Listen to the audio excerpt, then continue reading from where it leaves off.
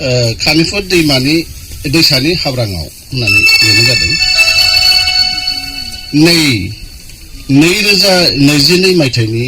गोदान बोसोरखौ बरायनायनि रनसायनि थुनलाइ आयदानि खानिफुर दैसा सेराव जखनथाइनि थांखिया जोंनि खन्थाइ सुजुनाय, थुनलाइनि गोदै बिदै नागिरनाय, राव हारिमुखौ गोजोरै लाखिनाय, सोरनिबा गोरबो इसिंनि बेरफ्रुनाय, हांख्राय जानाय गेदेमा आलासि नुजाथिफैनाय गेजेराव जोंनि बरायो जों बोसोन गेदेमाफोरनि मोननो हास्थायनाय गुन गियान स्राय स्राय खानिफुर दैसानि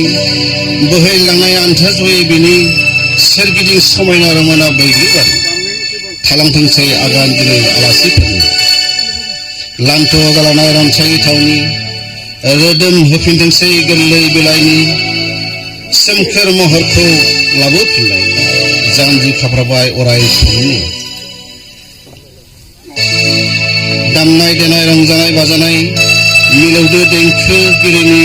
रोजाबनाय जाथोंसै बिनो गोदानै रनसायफिननाय खौसेथिनि गेजेरजों जारिमिन सुजुथाय